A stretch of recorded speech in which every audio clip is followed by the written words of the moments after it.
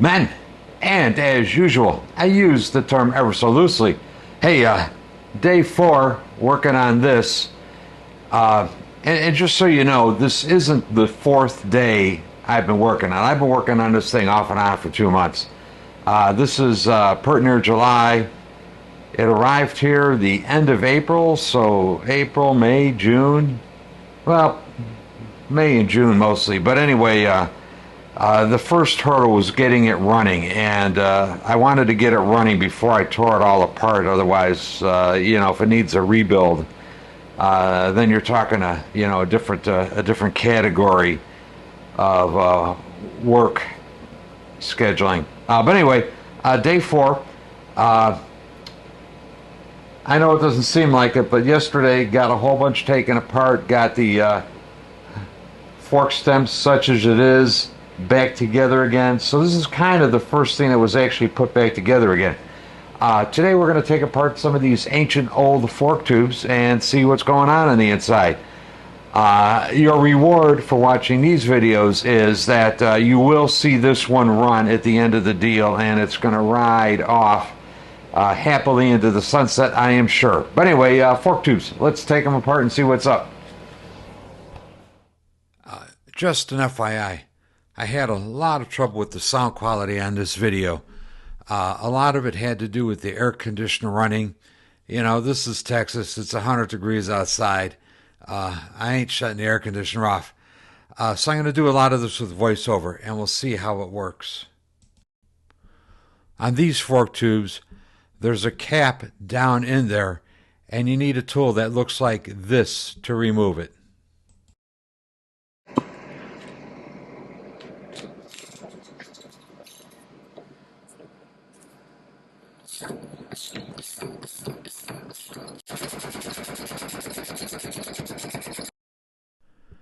I was a little worried about how this fork tube was going to come apart because this is the one that was rusted into the triple tree. And I had a beat on that cap with my big drift, so I was a little worried about whether it was going to come apart or not. A little worried, but not real worried.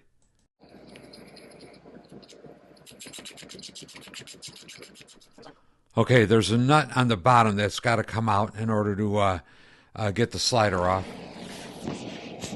Let's take bets on whether there's any oil in it or not. I bet you there isn't.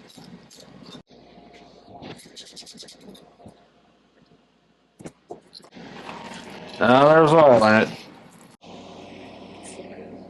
Look at the shit that's coming out of that thing. That's not a good sign. I think it's oil at least. I don't think it's water. But yeah, this is why when you get an old bike, you have to figure on taking everything apart and going through it all at least once. Luckily for this owner, the tube is actually in pretty good shape. Even down here at the bottom is in pretty good shape, where all the valves and the dampers are. I've actually seen this totally disintegrated and rusted away. The joys of mechanicking. Okay, this cap has got to come off. There's a flat on the rod down behind the cap. You got to pull the spring back, stick a wrench in there, grab it by the flats. Then you got to go back to your pin spanner tool you were using to take the cap out in the first place.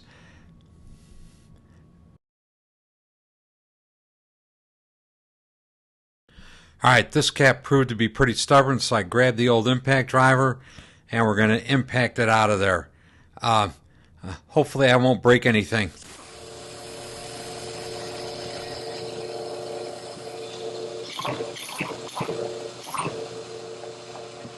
Alright. Okay, the impact gun got the cap loose. I was able to screw it off with my fingers. I took it off the rest of the way and managed not to launch the spring or the cap across the room. All right, we got your damper rod. And of course, this is at the bottom of the fork tube, so I expect most of the crud and corrosion to be down here. Well, I got to take it off. There's a cap nut behind here, and it's staked on, so I'm just going to punch about I don't know, maybe a 1/8 of an inch drill bit in there to remove the punch mark, and then spin that off with the pin spanner.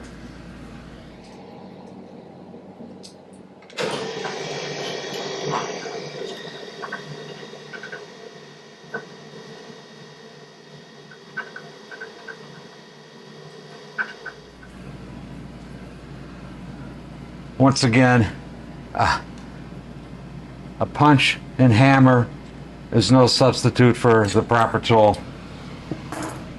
Let's see how much crud is in there. Wow, surprisingly not bad. I've taken these apart and found just everything disintegrated down here. This is actually pretty good for the amount of rust that came out of there. So yeah, very happy with that. That looks good. So here's all the disassembled fork tubes, and somewhat surprisingly, this stuff all looks to be in pretty good condition, so I can actually start putting it back together again.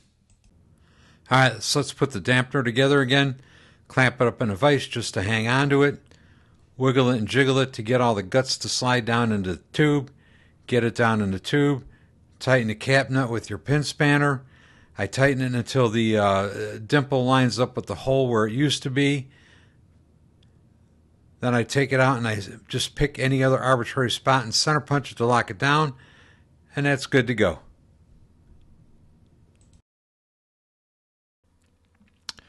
Alright, putting these fork tubes together is kind of a Chinese fire drill. You got to put the dampener rod assembly in from the bottom. Then you got to put the spring in from the top. The problem is that when you put the spring in from the top, it wants to shove the dampener rod in along with it, and the dampener and all that out the back end of the tube. If you wiggle and jiggle it, you could get the rod to fall back down where you need it to be in order to put the cap nut on. I like to brace the whole mess up against the wall so I could push on the spring in order to put the cap on.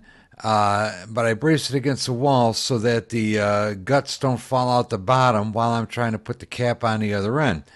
The spring is not really that stiff, so it doesn't take a hell of a lot of effort to get the cap screwed on. And of course, once you get the cap screwed on finger tight, you got to pull the spring back and then get a wrench in there so that you could hold the flats on the rod while you use your spanner wrench, your homemade tool for getting the cap out. You got to use that to tighten the cap up and get it all secured. And there you go.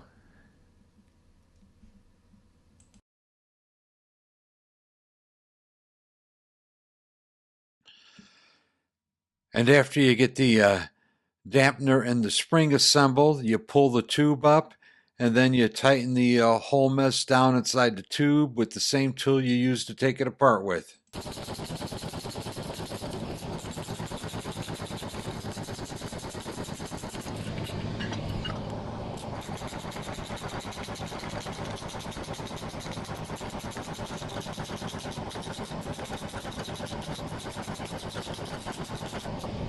And if you haven't noticed by now, these fork tubes are way different than most modern fork tubes.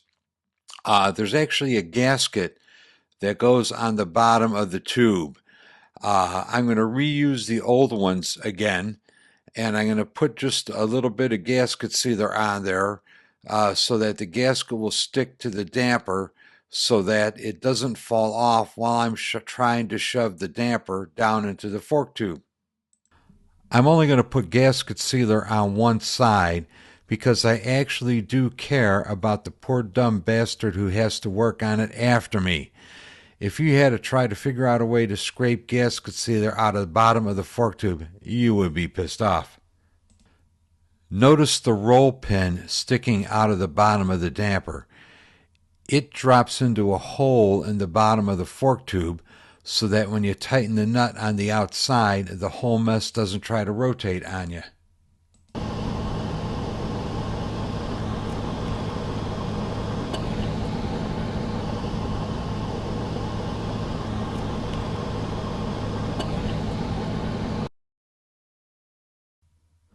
So we're ready for final assembly of the fork tubes. Here you can see the gasket is in place, and here you can see the alignment pin. So we're ready to pop these together. So I'll grab the tube. I'll take a look down the barrel of the tube to try to locate the hole. I could see that the hole is located near this ear sticking out on the fork leg. So it's just a matter of shoving the tube and the dampener down the fork leg, getting it in there, and feeling for the roll pin falling into the hole in the bottom of the leg to tell you got it lined up correctly. I could feel it fall into the hole, and I could tell by looking at the end of the tube there how much of that little stud is sticking out, and I know that I got it in all the way. And just repeat it for the second tube and you're done.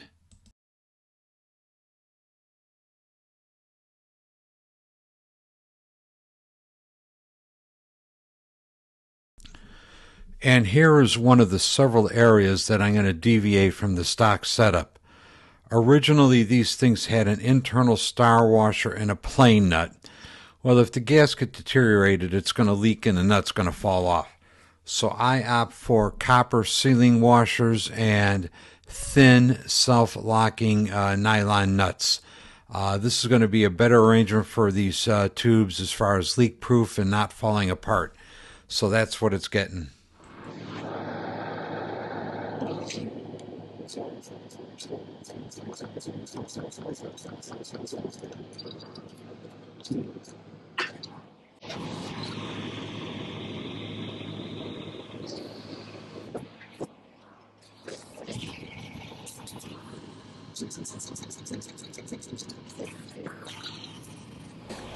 All right, we're wrapping this project up today.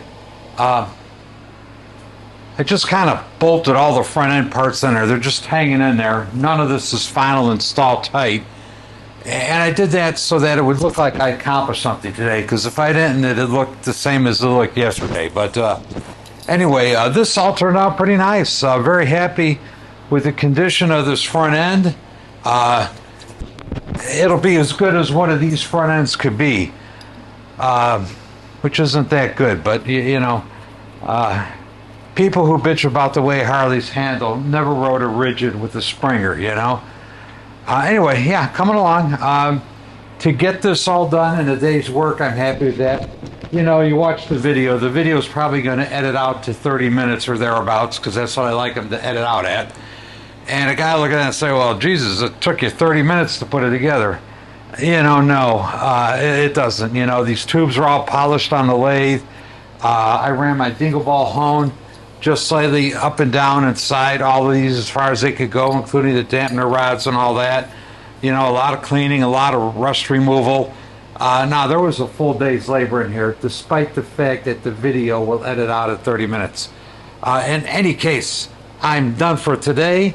I am out of here, and we'll see you next time. Tune in for the next video, and I think we're going to weld some handlebars, maybe take apart some wheels, and maybe start a little bit of wiring. We'll see how it goes. Later. Bye.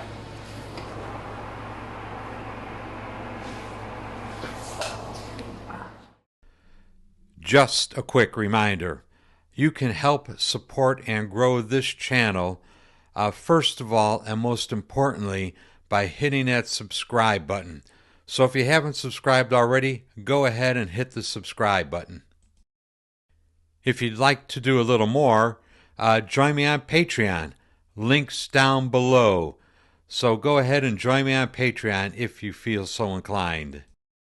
And finally, coffee cups, stickers, and gas tank covers are available. This is a new design coffee cup. I like the old ones, but I like these new ones even better. Links will be provided in the description down below. Get yourself some. And thank you all ever so much for watching these videos. I really appreciate it. Bye.